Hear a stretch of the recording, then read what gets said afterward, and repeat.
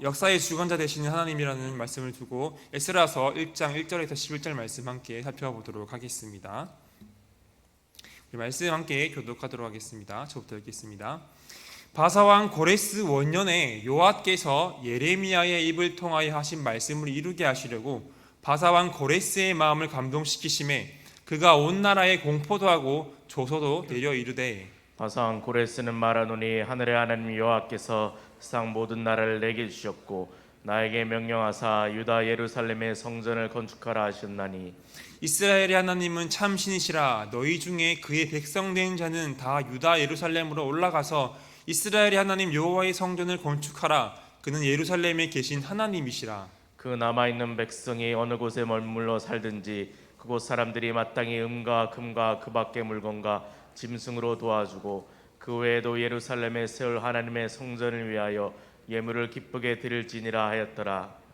이에 유다와 베냐민 족장들과 제사장들과 레위 사람들과 그 마음이 하나님께 감동을 받고 올라가서 예루살렘의 여호와의 성전을 건축하고자 하는 자가 다 일어나니 그 사면 사람들이 온 그릇과 금과 물품들과 짐승과 보물로 돕고 그 외에도 예물을 기쁘게 드렸더라. 고레스 왕이 또 여호와의 성전 그릇을 꺼내니 옛적에 느부갓네살이 예루살렘에서 옮겨다가 자기 신들의 신당에 두었던 것이라. 바사왕 고레스가 창구지기 미르드드라스테 명령하여 그 그릇들을 꺼내어 세워서 유다 총력 세스바살에게 넘겨주니 그 수는 금 접시가 30개요 은 접시가 1000개요 칼이 29개요 금 대접이 30개요 그보다 못한 은 대접이 410개요 그 밖에 그릇이 1000개이니 함께 읽겠습니다. 금은 그릇이 모두 5400개라 사로잡힌 자를 바벨론에서 예루살렘으로 데리고 갈 때에 세스바살이 그 그릇들을 다 가지고 갔더라.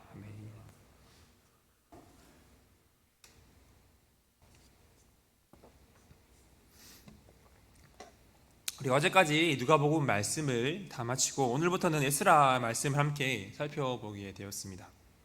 에스라서는 오랜 바벨론의 포로가 되었던 이스라엘 백성들이 예루살렘 성전 건축과 관련한 1차, 2차 포로 귀환에 관한 이야기를 담고 있는 말씀입니다. 그래서 이 1장 1절은 이스라엘의 민족을 향한 페르시아의 왕 고레스의 칙령으로 시작이 되고 있습니다. 먼저 1에서 4절을 보게 되면 고레스 칙령에 관한 내용입니다. 바사왕 고레스 원년에 여호와께서 예레미야의 입을 통하여 하신 말씀을 이루게 하시려고 바사왕 고레스의 마음을 감동시키십니다. 그리고 그가 온 나라에 공포도 하고 조서를 내립니다. 먼저 이 바사왕 고레스는 바벨론 제국을 무너뜨리고 바사, 즉 페르시아 제국을 건설한 인물입니다. 고레스 원년은 고레스가 페르시아 왕으로 즉위하고 맞이한 새해인 BC 538년을 말합니다. 이 BC 538년에 고레스의 칙령을 선포한 것이죠. 그리고 여호와께서 예레미야의 입을 통하여 하신 말씀을 이루게 하시려고 바사왕 고레스의 마음을 감동시켰다라고 말씀을 하고 있습니다. 여기서 예레미야의 입을 통하여 하신 말씀이 무엇인지 우리는 예레미야 25장을 보게 되면 알 수가 있습니다. 11절에서 14절 말씀을 함께 보겠습니다. 이 모든 땅이 폐허가 되어 놀랄 일이 될 것이며 이 민족들은 70년 동안 바벨론의 왕을 섬기리라. 여호와의 말씀이니라. 70년이 끝나면 내가 바벨론의 왕과 그의 나라와 갈대아인의 땅을 그 죄악으로 말미암아 벌하여 영원히 폐허가 되게 하되 내가 그 땅을 향하여 선언하는 바 곧 예레미야가 모든 민족을 향하여 예언하고 이 책에 기록한 나의 모든 말을 그 땅에 임하게 하리라. 그리하여 여러 민족과 큰 왕들이 그들로 자기들을 섬기게 할 것이나 나는 그들의 행위와 그들이 선히 행한 대로 갚으리라 라고 말씀을 하고 있죠. 예레미야 선지자는 남유다가 하나님께 범죄함으로 말미암아 하나님의 징계의 도구로 사용되었던 바벨론에 의해 멸망당하고 그 백성들은 바벨론의 포로로 잡혀갔다가 70년이 지난 후에 회복될 것임을 예언했습니다. 앞서 말했듯이 고레스 원년은 BC 538년으로 남유다 백성들의 제1차 바벨론 포로가 되었던 BC 605년을 기준으로 하게 되면 약 70년이 되는 시기에 해당합니다. 그래서 하나님께서는 예레미야를 통해서 말씀하신 이스라엘이 회복될 것이라는 예언의 말씀을 이루시기 위해서 페르시아를 일으켜 이스라엘을 압제했던 바벨론을 멸망시키십니다. 그리고 고레스의 마음을 움직이시는 것입니다. 이렇듯 이스라엘 자손들이 고레스의 칙령으로 이 포로에서 귀환한 것은 전적으로 역사의 주관자 되시는 하나님의 섭리이며 약속의 성취인 것입니다. 이처럼 하나님께서는 약속하신 말씀을 하나님의 때에 반드시 이루시는 분이심을 믿으시기를 바랍니다. 성경 말씀 그 어디에도 하나님께서 약속을 지키시지 못하는 것이 하나도 없습니다. 이 사실은 당연한 것이지만 매우 중요한 사실입니다. 왜냐하면 하나님께서 우리에게 약속하신 약속의 말씀도 반드시 성취될 것이기 때문입니다. 여러분, 하나님께서 예수 그리스도를 통해서 우리에게 하신 약속의 말씀이 무엇입니까? 바로 구원의 약속입니다. 하나님께서는 택한 백성을 구원하심으로 하나님의 나라, 그 천국을 우리에게 약속하셨습니다. 그렇게 우리는 하나님의 나라, 그 구원의 약속을 붙잡고 나아가는 존재들입니다. 이 약속의 말씀은 하나님께서 주신 것이기에 하나님의 때에 반드시 이루어질 것입니다. 여러분, 하나님께서 여러분 각자에게 하신 약속의 말씀이 있다면 그 약속의 말씀을 붙잡고 끝까지 기도하시길 바랍니다. 그 약속이 정말 하나님께서 하신 약속이라면 그 약속은 반드시 성취될 것입니다. 지금도 역사의 주관자이신 하나님께서는 하나님의 택한 백성을 위한 구속의 계획을 한치의 어긋남이 없이 성취해 나가고 계십니다. 그 약속을 믿으며 하나님의 때에 천국에서 만날 날을 기대하며 하나님의 그 약속의 말씀을 붙잡고 이 땅을 살아가는 저와 여러분들이 되었으면 좋겠습니다. 2절 말씀입니다. 고레스는 자신이 선포하는 칙령이 자신에게 세상 모든 나라를 주신 여호와 하나님의 명령임을 밝히고 있습니다. 그래서 고레스가 하늘의 하나님 여호와라고 말을 하고 있는데요. 고대 페르시아에서는 하늘의 신은 최고의 신을 말하는 용어였습니다. 그래서 고레스는 최고의 신이 바로 여호와 하나님을 밝히고 있는 것입니다. 이러한 하나님께서 자신에게 유다, 예루살렘과 성전을 건축하라고 명령하셨다고 말을 합니다. 페르시아 이전에 아수르나 바벨론은 자신들이 정복한 이 민족들을 강제로 이주하거나 또 여러 민족이 함께 살아가도록 하는 민족 혼합 정책을 펼쳤습니다. 하지만 이 나라들과는 다르게 이 페르시아의 왕 고레스는 자신들이 정복한 민족들에 대해서 종교의 자유와 정치적으로도 일정한 자치를 허용하는 이런 관용 정책을 펼쳤습니다. 또한 바벨론이 강제로 이주시켰던 민족들을 자신들이 그 본래의 땅으로 돌려보내기도 했습니다. 고레스에 대한 정책으로 인해서 이스라엘 사람들도 이스라엘 땅으로 돌아갈 수 있게 된 것입니다. 이 표면적으로 보았을 때는 이스라엘 백성들이 예루살렘으로 돌아갈 수 있었던 이유가 고레스의 민족 정책과 고레스 칙령에 의한 것으로 보여지기도 합니다. 하지만 성경은 고레스의 등장과 그에 의한 이스라엘 회복을 이미 160여 년 전에 이사야 선지자를 통해서 예언하고 있었습니다. 이사야서 44장 28절과 45장 1절 말씀입니다. 고레스에 대하여는 이르기를 내 목자라 그가 나의 모든 기쁨을 성취하리라 하며 예루살렘에 대하여는 이르기를 중건되리라 하며 성전에 대하여는 내 기초가 놓여지리라 하는 자니라. 여호와께서 그의 기름 부음을 받은 고레스에게 이같이 말씀하시되 내가 그의 오른손을 붙들고 그 앞에 열국을 항복하게 하며 내가 왕들의 허리를 풀어 그 앞에 문들을 열고 성문들이 닫히지 못하게 하리라. 이처럼 이스라엘이 돌아갈 수 있게 된 이유는 고레스의 정책 때문이 아니라 그 정책을 펼치게 하신 하나님의 간섭 때문이었습니다. 이러한 사실이 우리에게 무엇을 말해주고 있습니까? 바로 하나님께서 역사의 주관자가 되신다는 것입니다. 하나님께서는 바벨론으로 하여금 유다를 멸망하게 하셨습니다. 그리고 페르시아로 하여금 바벨론을 무너뜨리게 하였습니다. 그리고 고레스의 마음을 움직여서 이스라엘을 돌려보내어 성전을 건축하고자 하십니다.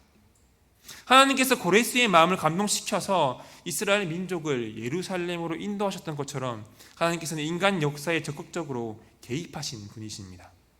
세상의 역사가 인간에 의해서 흘러가는 것 같아 보이지만 하나님의 허락 없이 흘러가는 것은 하나도 없습니다. 하나님은 역사의 방관자이시거나 역사에 대해서 수동적으로 반응하시는 분이 아니십니다. 하나님은 세밀한 계획을 가지시고 이 세상 역사를 뜻대로 주관하시는 주관자이시며 모든 역사의 주인이 되십니다. 이런 하나님께서 인간의 모든 마음과 생각과 계획을 알고 계시며 인도하시지 않겠습니까? 여러분, 하나님께서 모든 역사의 주인이 되심을 믿으시길 바랍니다. 역사의 주관자 되신 하나님께서 우리의 삶을 계획하시고 인도하시며 이끌어 가심을 믿으시기를 바랍니다. 우리 모두는 하나님의 역사 안에 있습니다. 그 역사 안에서 하나님의 말씀에 순종하는 길이 가장 형통한 길임을 명심하시길 바랍니다. 이어서 3절에서 고레스가 이스라엘의 하나님은 참 신이시다라고 고백하고 있습니다. 고레스가 이렇게 하나님에 대해서 고백하고는 있지만 당시 고레스가 하나님을 유일의 신으로 여기는 신앙을 가졌다고는 볼 수는 없습니다. 이스라엘 신 하나님께서 자신에 대해서 예언을 했기에 괜찮은 신이라고 생각을 했을 것이고 또 조서를 내리는 이스라엘이 여호와 유일의 신앙을 가지고 있었기 때문에 이스라엘의 입장을 고려해서 하나님을 높이고 있다고 볼 수가 있습니다. 그리고 너희 중에 그의 백성 된 자, 즉 페르시아에 살고 있는 남유다 사람과 북이스라엘 사람 모두 다 유다 예루살렘으로 올라가서 이스라엘 하나님 여호와의 성전을 건축하라라고 명령을 하고 있습니다. 그리고 남아있는 백성이 어느 곳에 머물러 살든지 그곳 사람들이 은과 금과 물건과 짐승으로 도와주라라고 명령을 내리고 있습니다. 여기서 남아있는 백성들이란 이스라엘 백성 모두를 가리키는 것이 아닙니다. 하나님께서는 범죄한 남유다를 멸망시켜서 바벨론의 그 포로로 잡혀가게 하신 것은 그들이 죄를 깨닫고 회개함으로 회복하고자 하는 뜻이었습니다. 하지만 이스라엘 백성 중에서는 애굽으로 피신한 사람들도 있었습니다. 또한 바벨론의 포로로가 된 사람 중에서도 회개하는 것이 아니라 오히려 이방 문화에 동화된 사람들도 있었습니다. 이러한 사람들을 빼고 바벨론 포로 생활 가운데 자신들의 그 죄악됨을 깨닫고 회개하며 하나님을 섬겼던 사람들이 있었는데 이들이 바로 남아있는 백성들을 말합니다. 이러한 남아있는 백성들이 예루살렘을 향해 돌아갔는데 원래부터 그 지역에 살고 있던 그곳 사람들에게 예루살렘으로 가고자 하는 이스라엘 백성들이 있다면 그들에게 은과 금과 물건과 짐승으로 도와주라고 고레스가 명령을 내리고 있는 것입니다. 그리고 5절에서 11절까지는 이스라엘의 제1차 포로 귀환에 대해서 말씀을 하고 있습니다. 고레스가 조서를 내리자 유다와 베냐민 족장들과 제사장들과 레위 사람들과 마음이 하나님께 감동받은 사람들이 다 일어나서 예루살렘에 여호와의 성전을 건축하고자 합니다. 하지만 이것은 결코 쉬운 일이 아니었습니다. 바벨론의 포로로서 지난 70년간 일구어왔던 삶의 터전과 그 기반들을 모두 버리고 다시 이스라엘로 돌아간다는 것이 결코 쉬운 일은 아니었을 것입니다. 정말 큰 용기와 결단을 필요로 하는 일이었죠. 그렇기에 고레스의 칙령에 따라서 예루살렘으로 돌아가고자 하는 사람들은 모두 하나님의 영으로 감동된 사람들이었을 것입니다. 하지만 이들이 황폐해진 예루살렘에서 건축해야 하는 것은 건물로서의 정전만이 아니었습니다. 이스라엘은 하나님의 언약 백성으로서 예배하는 공동체를 회복해야 했습니다. 예루살렘 성전은 하나님께서 임재하시며 하나님과의 교제를 나타내는 곳입니다. 이러한 예루살렘 성전을 재건하는 것은 건물로서의 성전뿐만이 아니라 예배하는 언약 공동체로서까지도 회복을 해야 하며 하나님과의 바른 관계를 가지고 하나님과 순종하는 삶을 회복해야 하는 것이었습니다. 이러한 일은 아무나 감당할 수 있는 일이 아니었습니다.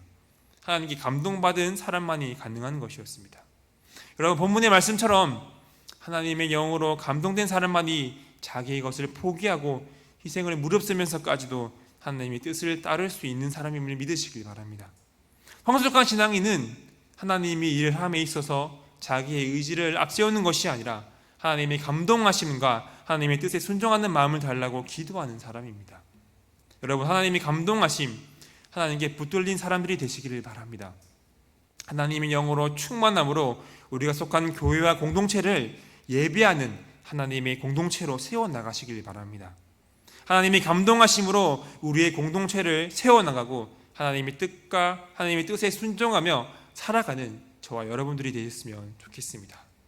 이제 이스라엘 사람들이 예루살렘으로 돌아갈 때 고레스의 칙령대로 원래 그 지역에 살던 페르시아 사람들이 은그릇과 또 금그릇과 물품들과 짐승과 보물 등 여러 가지 재물들로 도움을 주고 있습니다. 그리고 고레스는 과거 바벨론의 느부갓네살 왕이 예루살렘에서 가져와 자기 신당에 두었던 성전 그릇들을 꺼냅니다. 그리고 창고지기, 즉 왕의 재물을 담당하던 미드르닷에게 명령하여 이 성전의 그릇을 다 세어려 본 후에 유다의 총독 세스바살에게 넘기도록 합니다. 그리고 9절에서 11절까지는 미드르닷이 세스바살에게 넘겨준 물건들의 그 품목과 수량이 나와 있습니다. 그 수는 금접시가 30개요, 은접시가 1000개요, 칼이 29개요, 금대접이 30개요, 그보다 못한 은대접이 410개요, 그 밖에 그릇이 1000개이니 금은 그릇이 모두 5400개라. 사로잡힌 자를 바벨론에서 예루살렘으로 데리고 갈 때에 세스바살이 그 그릇들을 다 가지고 갔더라. 페르시아 사람들이 귀환길에 오른 이스라엘 자손들에게 여러 가지 재물들을 주어서 그들의 귀환을 돕고 있습니다.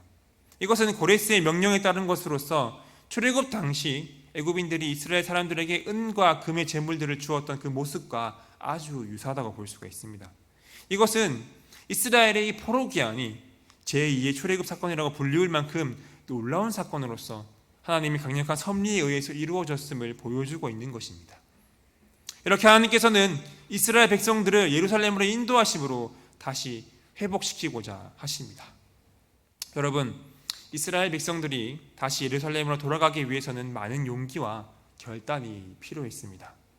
바벨론 땅에서 포로 생활하던 이스라엘 백성들이 옛 땅으로 돌아와 성전을 다시 건축하고 예배하는 공동체를 회복하기 위해서는 지금까지 다져왔던 현실의 안락을 떨쳐버려야 했습니다. 저 황무한 땅 예루살렘에서의 어떠한 희생도 감수하겠다는 각오와 믿음의 결단이 있어야만 했습니다. 이러한 이유로 1차 귀환한 이스라엘 자손의 수는 불과 5만 명도 되지 않았습니다. 하지만 이들은 수많은 역경을 극복하고 결국에 예루살렘 성전과 그 나라를 재건하게 됩니다. 마찬가지로 하나님의 나라의 건설을 위해서도 우리 그리스도인들의 희생과 결단이 요구됩니다. 그리스도께서 자기 백성의 구원을 위해서 피를 흘려 죽으시는 희생을 마다하지 않으셨던 것처럼 하나님의 나라를 이루어가는 일에 있어서 우리 그리스도인들의 희생과 섬김이 필요한 것입니다. 저 이스라엘 백성들이 자신들이 그 터전을 내려놓고 예루살렘 땅을 향하여 나아갔던 것처럼 우리 또 하나님의 그 나라를 위해서 우리의 것을 내려놓을 수 있어야만 합니다. 현실의 안락함을 구하는 것이 아니라 하나님 나라를 위한 길에 수고와 헌신과 고난이 있더라도 우리는 나아가야만 합니다. 그것이 이 땅에서의 소명이며 사명이기 때문입니다. 이 땅에서 하나님 나라를 위해 산다는 것이 쉽지만은 않습니다. 그 길이 꼭 형통하리라는 보장도 없습니다. 그럼에도 불구하고 우리는 하나님의 나라를 위해서 결단하고 나아가야만 합니다. 여러분, 이 땅의 것을 구하는 것이 아니라 하늘의 것을 구하며 살아가시길 바랍니다. 그것이 우리가 살 길임을 명심하시길 바랍니다. 이스라엘 백성들이 하나님의 뜻에 따라서 예루살렘으로 나아갈 때에 페르시아 사람들이 물질로 도움을 주고 고레스가 그 성전 그릇을 다시 돌려주었던 것처럼 우리가 하나님의 뜻에 따라서 하나님 나라를 위해 살아가고 나아갈 때에 하나님께서는 우리의 필요를 아시고 그 필요를 채워주실 것입니다. 우리의 매일매일의 삶이 하나님 나라를 향한 거룩한 삶을 살아가는 저와 여러분들이 되었으면 좋겠습니다. 말씀을 맺겠습니다. 오늘 본문의 말씀은 이스라엘 백성에게 내리는 고레스의 칙령의 내용입니다. 역사의 주관자가 되신 하나님이 감동케 하심으로 인하여 고레스가 다른 민족들에 대해서 관용 정책들을 펼쳤습니다. 그리고 이스라엘이 예루살렘으로 돌아가 성전을 재건할 기회를 얻게 됩니다. 이 말씀을 통해서 우리는 하나님이 어떠한 분이신지 그리고 우리는 어떠한 삶을 살아가야 하는지를 발견하게 됩니다. 먼저 하나님은 약속을 성취하시는 분이십니다. 하나님께서는 예레미야와 이사야를 통해서 이스라엘의 회복과 바사왕 고레스에 대해서 예언하셨습니다.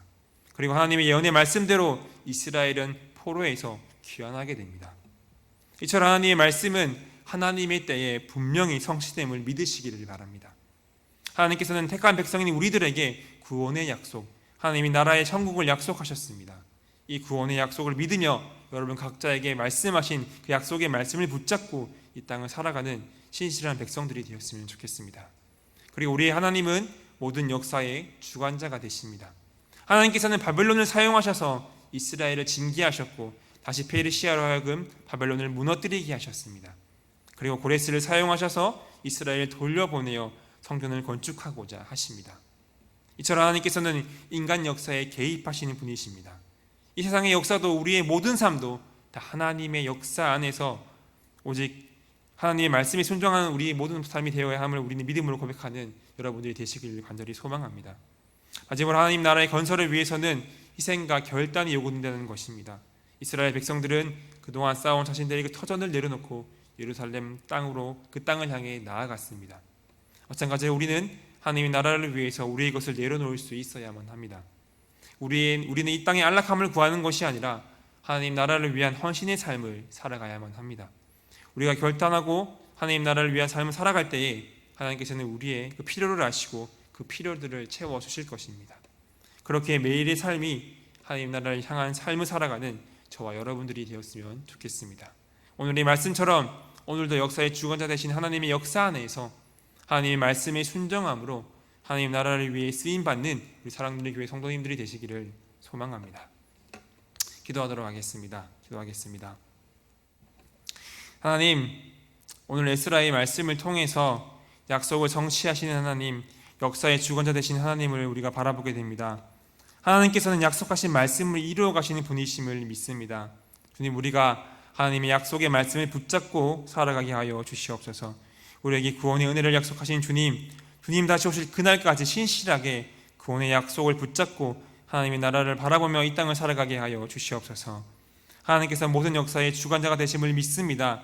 세상의 역사와 우리의 삶 모든 것이 하나님의 주권 아래 있사오니 하나님께서 다스리시는 역사 안에서 살아가게 하시고 말씀에 순종함으로 참된 형통으로 이루어가게 하여 주시옵소서.